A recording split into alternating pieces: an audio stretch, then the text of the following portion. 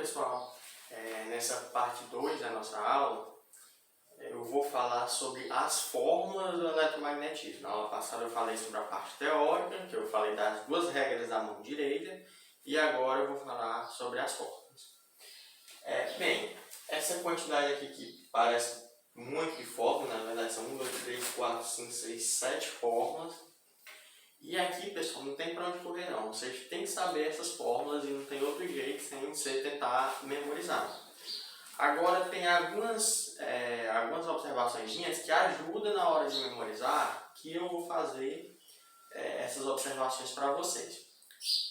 Então vamos lá. Com relação às fórmulas do eletromagnetismo, a gente tem 3 tipos de fórmulas. Fórmulas que fornecem o campo, que fornecem a força e que fornecem o fluxo.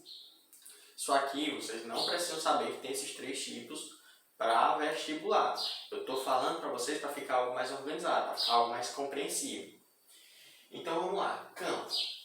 Campo, a gente viu, é algo gerado por um dispositivo eletromagnético, por um ímã, por exemplo, e que tem aquelas linhas, que são aquelas linhas que eu desenho no ímã, por exemplo, na aula passada, que eu desenho na Terra, representando o campo magnético da Terra.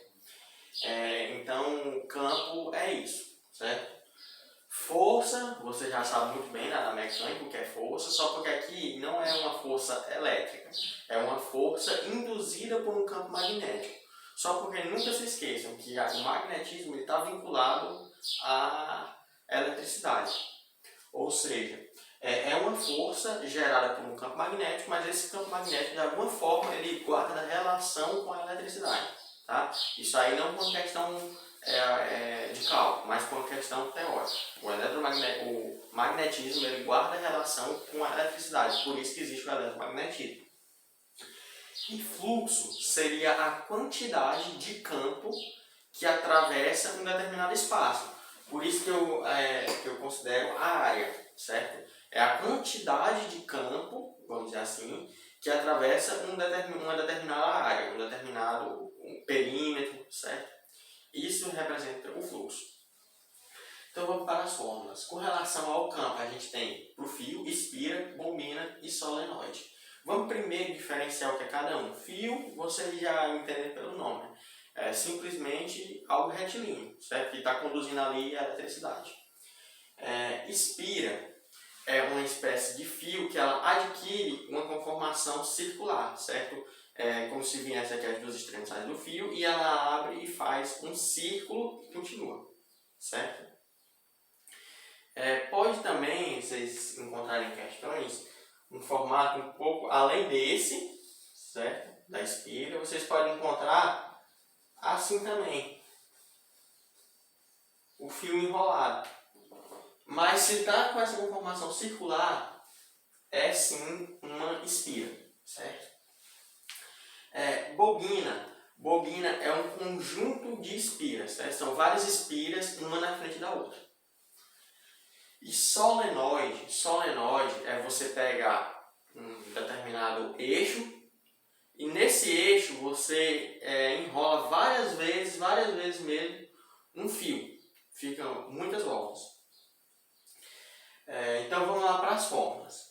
Bem, a do fio é essa. O campo magnético é igual a μ0 I sobre 2πd. O que é esse μ0? Esse μ0 ela é uma constante. Lembra do K lá da força elétrica? Força elétrica igual a K vezes Q1, Q2 sobre D ao quadrado. Essas constantes que existem é porque quando você não utiliza a constante, você está encontrando uma proporção entre os outros valores. Por exemplo, por essa fórmula, eu sei que o B, que é o campo, ele é diretamente proporcional à corrente e inversamente proporcional à distância. Se por acaso eu não tivesse esse μ0, eu poderia afirmar que o B ele é proporcional, mas não obrigatoriamente igual, a I sobre 2πd. Agora, quando eu coloco a constante, é justamente para dar a igualdade. Então, aqui já é mais que proporcional, é igual. E o que seria, qual seria o valor desse μ0? Esse μ0 está aqui. É 4π vezes 10 a menos 7 Tesla metro por ampere. vocês não precisam memorizar esse valor. O vestibular é obrigado a fornecer. Mas algumas coisas que eu queria chamar a atenção para vocês. Primeiro, apareceu aqui um T, um Tesla. O que é que quer dizer esse Tesla?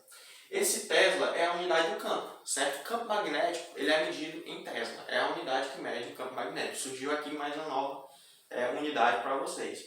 Outra coisa interessante é que, fazendo uma análise dimensional dessas fórmulas, se você colocar a unidade Tesla, metro por ampere aqui, perceba que o μ0 está multiplicado pela corrente, que é em ampere, e ele está dividido pela distância, que é em metro, certo? Só porque no μ0 o metro está em cima e o ampere está embaixo. Então, quando eu coloco as unidades na fórmula, o ampere de baixo corta com o ampere de cima, o metro de baixo corta com o metro de cima e sobra só o Tesla, e do outro lado é Tesla. Então, as unidades dos dois lados ficam iguais, e aí a equação está dimensionalmente correta. Então, vocês fiquem atentos com relação à unidade e lembre-se sempre da análise dimensional. Para uma equação você poder dizer que ela é verdadeira, os dois lados dela têm que ter as mesmas unidades. Espira, que eu já representei aqui para vocês. A fórmula dela é B igual a μ0i sobre 2r, certo? Então perceba que do fio para a espira muda somente o denominador. Aqui é μ0i sobre 2πd, aqui é μ0i sobre 2r, certo? A bobina, lembra que eu falei que era o conjunto de espiras, uma na frente da outra? Pois bem, se é o conjunto de espiras, vamos olhar essa fórmula. Esse trecho aqui, ó, é a mesma fórmula da espira. A única coisa que mudou é que eu acrescentei um N na frente. E o que seria esse N? Seria a quantidade de espiras. Então, basicamente, para mim encontrar o campo magnético de uma bobina, eu pego o campo magnético de uma espira individual e multiplico ele pela quantidade de espiras que tem, certo? Isso aí já é algo bem lógico. Então você acaba percebendo que você não precisa memorizar a da bobina. Se você tiver a da espira, você já encontra a da bobina por essa lógica. E do solenoide é essa outra fórmula um pouco mais estranha, que é B igual a μ0 NI sobre L, certo? Novamente eu digo, essas fórmulas não tem pra gente correr, vocês têm que saber. Força, a gente tem dois tipos de fórmula. A utilização dessas fórmulas, você pergunta, quando é que eu vou saber qual eu devo utilizar, se elas tratam da mesma coisa, se elas tratam de força magnética. Perceba que essa primeira, força magnética igual a QVB, esse V é a velocidade, tá? Seno de θ, essa fórmula, ela permite você encontrar a força magnética numa carga. Por que eu digo isso? Porque entre o Q da carga, entra a velocidade que aquela partícula está. Então, é uma força magnética, que você vai encontrar uma força magnética atuando numa carga, certo? Já essa segunda fórmula, B e L seno de θ, essa segunda fórmula, ela é uma força magnética atuando num fio. Esse L é o comprimento do fio e esse I é a corrente que atravessa o fio. Então você percebe que pelas unidades você sabe quando você vai usar determinada fórmula. Se for força magnética relacionada a um fio, você usa essa segunda. Se for força magnética relacionada a uma carga, você usa a primeira. E a última fórmula que a gente tem aqui é a fórmula do fluxo, certo? Que, como eu já disse, é a quantidade de campo que atravessa uma determinada área. E a fórmula dela é BA cosseno de θ. Perceba que aqui a gente tem seno e aqui a gente tem seno. Aqui a gente tem cosseno. Só relembrando que esse ângulo, esse θ, no caso da força, é entre o campo e a velocidade da partícula, certo? E no caso aqui do fluxo, é em relação à área circular que está sendo percorrida pelo campo e o próprio campo, certo? É esse ângulo. Outra coisa que é interessante vocês perceberem também é que a maioria das vezes que vocês verem fórmulas que utilizam cosseno, ela não é uma grandeza vetorial, ela é uma grandeza escalar. Vocês viram isso em outra área da física, mas só comentando aqui porque é interessante vocês perceberem. Força é seno, com seno. E com seno é grandeza vetorial, força é grandeza vetorial. Fluxo não é grandeza vetorial, certo? O cosseno aqui, ó, ele é um indício para a gente de que a grandeza é escalar. Outra ideazinha que vocês podem ter isso aqui é o trabalho. Se vocês lembrarem lá da mecânica, o trabalho é força vezes a distância vezes o cosseno do ângulo. E trabalho, ele é energia, ou seja, é escalar. Então você percebe, usou cosseno e é escalar. Aqui também, usou cosseno e é escalar. Aqui usou seno e é grandeza vetorial. Então, perceba com relação ao se é seno ou é cosseno, porque isso diz bastante na hora de você identificar a grandeza. Outra coisa que eu queria trazer para vocês, que é algo que inclusive caiu no Enem do ano passado, a ideia é com relação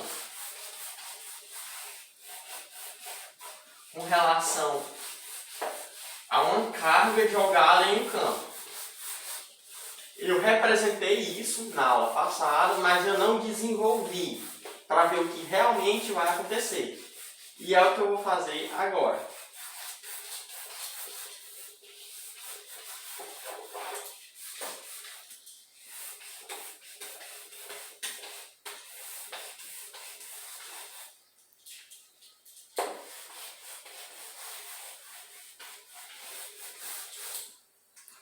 E é o que eu vou fazer agora. Certo? Eu representei as linhas de campo entrando, certo?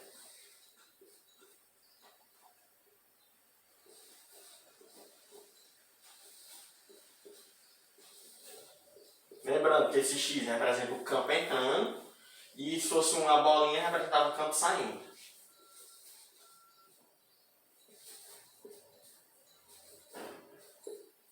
Certo? E aí eu jogo uma carga. Aqui eu vou jogar uma carga positiva. Vou jogar uma carga positiva nesse sentido. Certo? Para cima. Pela regra da mão direita que vocês viram lá na aula passada. A segunda regra da mão direita, que é a mão direita espalmada. Você coloca esses dedos no sentido do campo, entrando. O polegar no sentido da carga, tá para cima. Como a carga é positiva, então vai para esse lado. Então a força ela tá para cá, certo? A força ela tá para cá. Se a carga está indo nessa direção, mas tem uma força puxando ela para cá, é normal que ela sofra uma inclinação, certo? Então vamos pegar essa carga nesse ponto. Ela vai ter sofrido essa inclinação. Aqui a gente vai ter, continua tendo a velocidade dela, certo? Ela tá, agora vamos usar a regra da mão direita de novo. A velocidade nesse sentido, o campo nesse sentido, carga positiva, a força é para cá. E aí, novamente, ela vai sofrer outra inclinação. Perceba que esse trajeto vai o tempo todo se tornando circular, certo? Então, se eu traçar todo o trajeto dessa carga aqui, eu vou ter um círculo. E aí que vem que a força magnética é igual à força centrípeta, certo? E essa ideia aqui foi o que caiu na questão do Enem do ano passado, se eu não me engano, certo? Você tinha que se tocar disso. E aí aqui, obviamente, a gente pode desenvolver como a gente quiser. Eu sei que aqui está bem perpendicular, então nem vou colocar o seno, porque eu sei que o valor do seno vai dar 1. Então, força seria QVB e a força centrípeta seria mv ao quadrado sobre R, certo? E R seria esse raio. Perceba que aqui eu posso cortar uma velocidade com outra velocidade. Esse B eu posso substituir por uma das fórmulas de campo que eu vi. E aí, dependendo da questão, eu vou manipular da forma que for mais útil para a resolução, certo? Então a ideia que eu queria que você tivesse é essa, que quando você joga dessa forma num campo, uma carga, ela adquire um movimento circular, e nesse movimento circular a força magnética é igual à força centrípeta. Agora eu vou resolver uma questão, pegar uma questão bem simples, mas para vocês terem uma noção de como isso pode ser cobrado.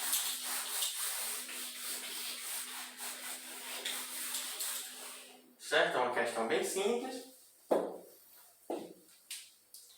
É a questão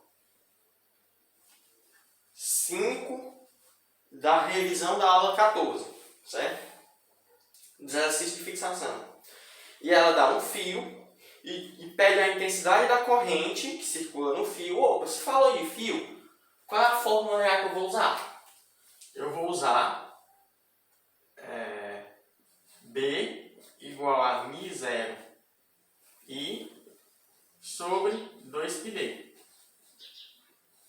Certo? B igual a μ0 I sobre 2πd. Ele quer justamente a corrente, então ele já me disse o que ele quer.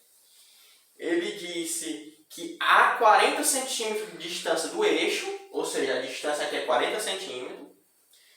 Vou até colocando logo a distância. Distância 40 centímetros. Distância 40 centímetros.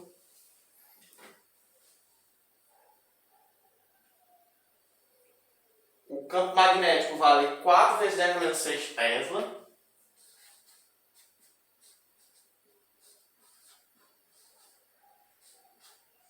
Vezes 10 a menos 6 Tesla.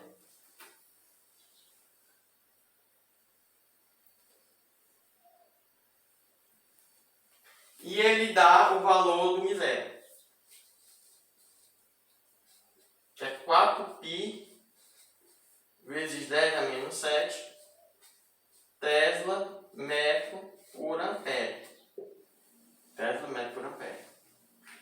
Perceba que de todas as unidades que a gente tinha, ele deu todas, porque assim, o π ele não é uma variável, o π ele é uma constante. Então, de tudo que tinha de variável aqui, ele deu todas, menos aquele que quer encontrar, que é o i. Então, é uma situação de simplesmente aplicar a fórmula. Só porque perceba uma coisa, essa aqui, a unidade de distância, ela não está no SI, então a gente tem que transformar para SI, que é para metro. Ou seja, em vez de 40 centímetros, eu vou colocar 0,4 metros, transformando já para SI. E aí eu aplico na fórmula. 4 vezes 10 a menos 6 Tesla. Eu vou colocar as unidades só para vocês perceberem como elas se cancelam e fica somente o que a gente quer, que é uma noção lá da análise dimensional. 4 vezes 10 a menos 6 Tesla igual a μ0, 4π 10 a menos 7 Tesla metro por ampere, certo?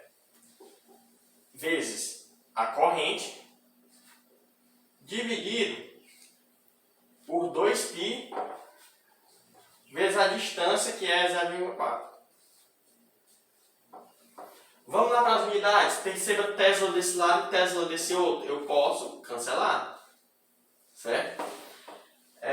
Perceba que esse 0,4 metro aqui embaixo, eu posso cancelar com esse metro aqui em cima. Aí já sobra só ampere. Então, quando eu resolver que eu passar essa unidade de ampere para o outro lado, o I vai ser dado em ampere. Então, essa é uma prova de que a equação ela é dimensionalmente correta. Ou seja, ela funciona baseada na análise dimensional também. Então, vamos lá. Cortar esse π com esse π. Aliás, esse 4π com esse 2π, vai sobrar um 2 em cima. Vou escrever aqui embaixo para ficar mais organizado. 4 vezes 10 a menos 6 igual a 2 vezes 10 a menos 7 e dividido por 0,4.